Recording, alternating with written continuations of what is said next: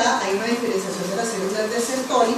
que son las encargadas de que haya espermatogénesis. El epidídimo, vesículas seminales y próstata aumentan también más o menos 7 veces su tamaño, y el pene duplica su tamaño desde que inicia pubertad hasta la finalización. En las mujeres también hay un aumento del volumen ovárico. Ese no lo podemos mirar sino a través de ecografías, en algunos casos de estudios de pubertad precoz, por eso se pide ecografía, además de descartar un tumor que esté produciendo una secreción patológica de hormonas, sirve para mirar el volumen ovárico a ver realmente si ha empezado la pubertad. La vagina aumenta el tamaño de 5, más o menos duplica su tamaño, de 5 y llega hasta 10 cuando ya termina pubertad, y hay un incremento en las células superficiales, que son las que empiezan a producir por efecto estrogénico la secreción o flujo que llamamos fisiológico, que no hay que confundir, o hay que hacer el diagnóstico diferencial con los flujos ya de origen patológico por alguna infección, por alguna vulvovaginitis. El útero aumenta 5 a 7 veces su tamaño, con un aumento en la proporción cuerpo-cervix. Acuérdense que cuando están más chiquitas las niñas, el tamaño del cuello del útero es como 1 a 1, después ya va a ser como 2 a 1, mucho más grande el cuerpo que el cervix. El segundo evento, aceleración del crecimiento lineal, lo que llamamos el pico o estirón puberal. Ustedes saben que la época de la vida en que más rápido se crece es la vida intrauterina, son 50 centímetros en 9 meses. Después ahorita en pediatría van a saber que en los 2 primeros años de vida, sobre todo en el primer año de vida, también se crece a una velocidad acelerada, y más o menos hasta los 3 años de vida empieza a desacelerar esa velocidad de crecimiento. Cuando se entra en lo que llamamos etapa de quiescencia o etapa de latencia, se crece un promedio de 5 centímetros año. Hasta ahí viene pues la secuencia de velocidad de crecimiento, que de pronto en esa última gráfica de velocidad, no tenemos la última gráfica, se me puede traerlo, pero ven cómo estaba acelerada, entra en esta etapa de quiescencia, hasta que ya empiezan los picos de aceleración de crecimiento puberal. La edad promedio de ese estirón en los hombres es a los 11 años, en las mujeres siempre es como 2 años más adelante. La edad de inicio, 9 años en niñas, 11 años en niños. El pico máximo de velocidad en los hombres se adquiere más o menos 2 añitos después del inicio, 2 años y medio, a los 13 y medio, y en las mujeres a los 11 y medio. Es decir, cuando vemos en la gráfica que está en ese vértice de velocidad, que es el pico máximo de velocidad. Este estirón puberal contribuye, es muy importante, y contribuye con un 20% de la talla final del adulto, y es la última etapa de la vida en que se crece. Dura de 24 a 36 meses, el pico máximo de velocidad, y más o menos la velocidad mirada en centímetros año, que uno la puede con una regla de 3 extrapolar, depende cuando uno ve al paciente, porque a veces no es exacto que lo vea al año, pero si lo ve en 6 meses o lo ve en 9 meses, pues dice, si tanto creció en 9, aunque es una forma, digamos, burda de hacer la conversión, porque no todos los meses se crece al mismo ritmo, pero uno calcula siempre la velocidad de crecimiento en centímetros en 12 meses. Entonces, teniendo en cuenta ese cálculo, los hombres en ese pico máximo de velocidad crecen un poco más, a más o menos una velocidad de 10 centímetros año, pero con rasgos que pueden ir desde 6 hasta 13, y las mujeres 9 centímetros año, con rasgos de 5 a 11,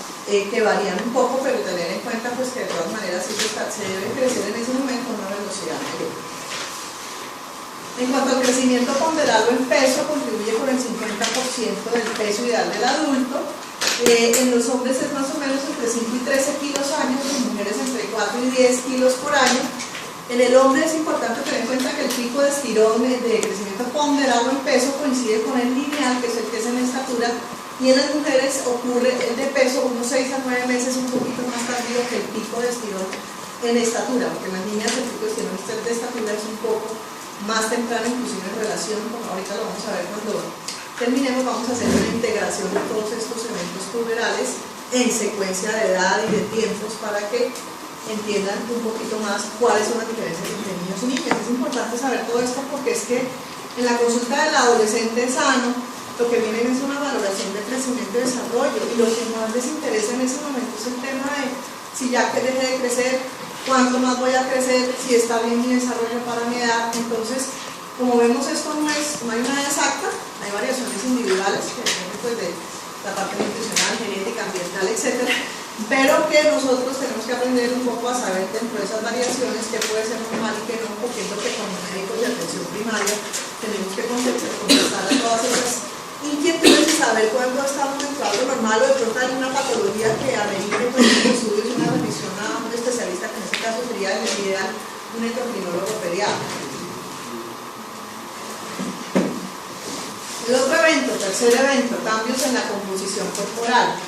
Entonces esto pues tiene que ver y pues obviamente tiene implicaciones también desde el punto de vista nutricional, pues saber qué esto está ocurriendo para saber cómo vamos a orientar toda la parte también alimentaria de estos adolescentes. El tejido adiposo en las mujeres por efecto estrogénico aumenta de 15, casi se duplica pues a 26,7 desde el inicio hasta el final de la pubertad.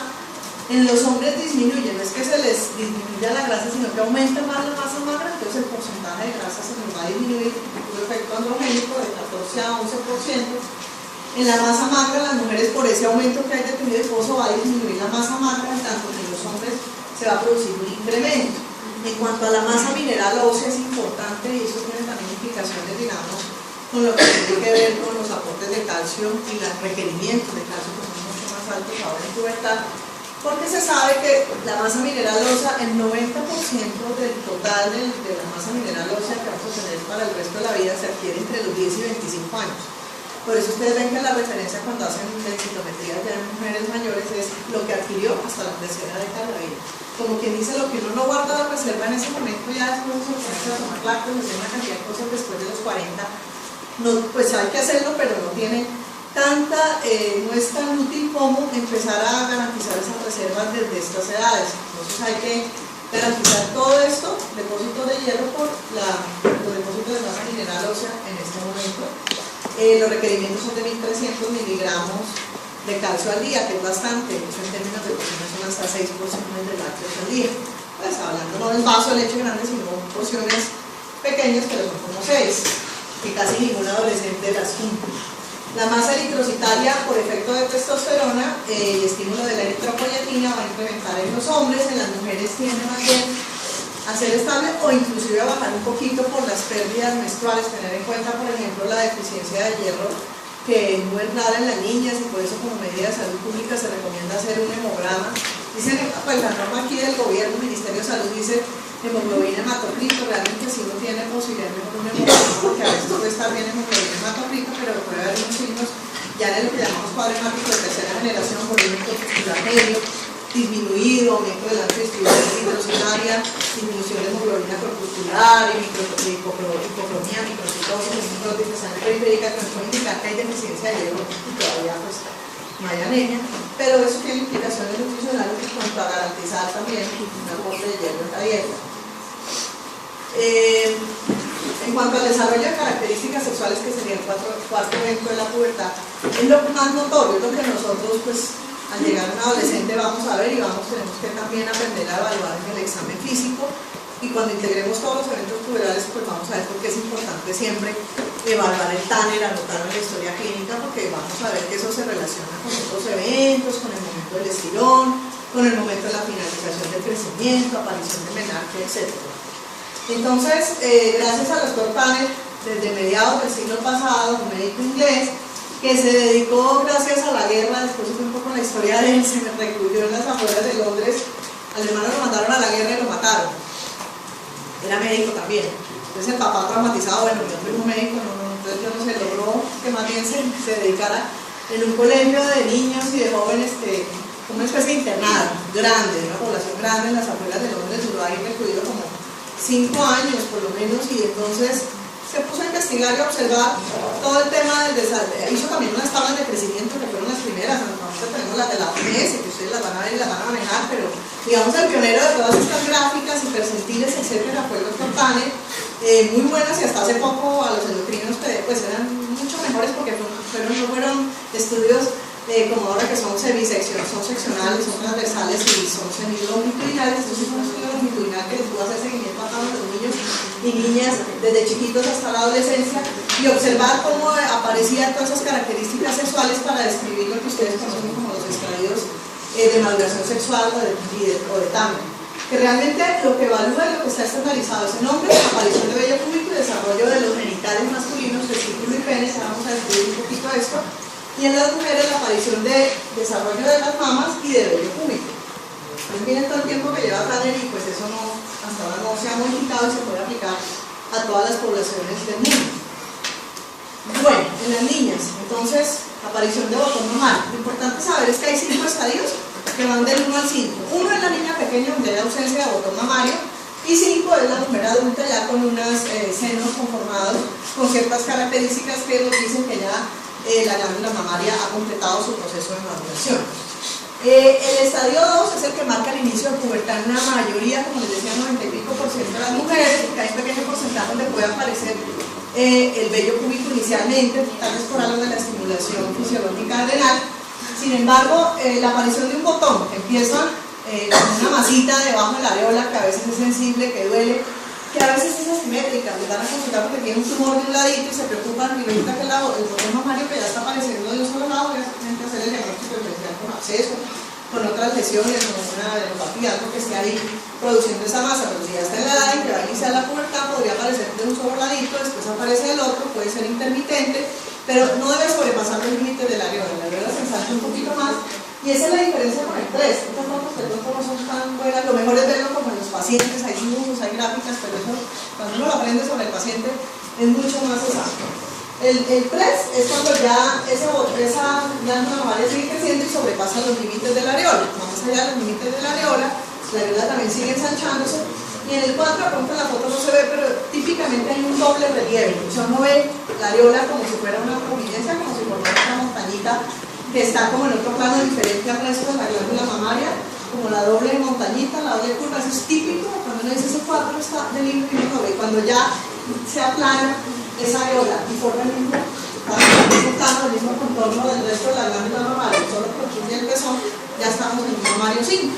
Por eso pues es importante siempre mirarlo, clasificarlo. En cuanto al genital de los hombres, hay un aparatico que ahorita cuando les hable de examen físico se los voy a mostrar en una foto y de pronto, desafortunadamente ustedes conmigo en consulta, bueno, van a ir a medicina familiar, de pronto pues, cuando vayan a medicina familiar miramos ya en el hospital de Tenjo, que yo voy una mañana a veces, sobre todo ya podemos coordinar los pequeños ingenieros que pueden acompañar que se llama consulta 2 y allí pues vamos a tener ese orquidómetro, los videos se los iba a traer en vivo, pero ahora se los muestro en una foto. Eso no lo usa todo el mundo porque es costoso, dificilísimo de conseguir, pero pues es una herramienta que puede ayudar. Hay otra forma de evaluar volumen testicular que es midiéndolo con una reglita, el diámetro longitudinal como es ovoide, pues el diámetro más largo, y hay unos parámetros cuando describen el TANE que usted dice, ven que dice volumen testicular de tanto, que con el orquidómetro sería medida de volumen en centímetros cúbicos, que ya lo vamos a ver, o el diámetro más largo que se mediría, pero con un metro en centímetros. ¿Por qué es importante? Porque es que lo que marca el inicio de TANE 1, que es el niño pequeño, a TANE 2, en la mayoría de los casos aumenta el volumen testicular. El paso de 3 centímetros cúbicos con un orquidómetro a 4 es lo que dice ya empezó a pubertad, que a veces es muy imperceptible, casi que hay que palparlo, hay que medirlo. Todavía el pene es chiquito en el estadio 2, casi igual que el 1, todavía no hay vello púbico porque eso aparece generalmente más tardío. Entonces ese 2 es una cosa muy sutil, pero si vemos que la piel del escroto ya está como más delgada, como que empieza a elongarse, como que es un poquito más rojiza que lo que había en un niño pequeño, y el aumento del volumen testicular. En el 3 sigue aumentando el volumen testicular, la piel del escroto empieza más bien a pigmentarse, a engrosarse un poco. En el 4, ya generalmente en el 2 tenemos volúmenes testiculares que van entre 4 centímetros y 6 centímetros cúbicos. Vamos a ver que el orquidómetro se mide de 1 en 1, pero después salta de 2 en 2, ya se les voy a explicar con el orquidómetro. Pero entre 4 y 6, mirándolo con el orquidómetro, y hay que mirar cada testículo por aparte porque a veces puede haber asimetrías o ausencia de un testículo que no se ha detectado porque nadie. A veces llegan a la adolescencia y nadie se ve examinar nunca los genitales, y de pronto hay un testículo que no va más, nadie se da cuenta, no a veces mismo no cree que no, pero pues es importante medirlos o puede haber asimetrías por alguna patología. En el 3 generalmente son volúmenes testiculares que van entre 6, o serían más o menos 6 y 8, a partir de 6 ya van de 2 en 2, 6, 8, 10, 12, van de 2 en 2. Entre 6 y 8 más o menos estaríamos en un estadio 3 de TANE. El pene en el TANE 3 se empieza a elongar, ya lo vemos un pene largo, delgado, todavía no está tan grueso, pero ya es más largo que en el estadio 1 y en el estadio 2. En el 4 ya el pene, además de seguir aumentando en longitud, se vuelve un poco ya en grosor, aumenta y un mejor desarrollo del glande, ya lo vemos como más tipo adulto, y el volumen testicular generalmente en ese momento iría más o menos entre 8, o sea, a partir de 8 y hasta 12 centímetros cúbicos más o menos. Y ya en el 3 son volúmenes circulares de 12 saltos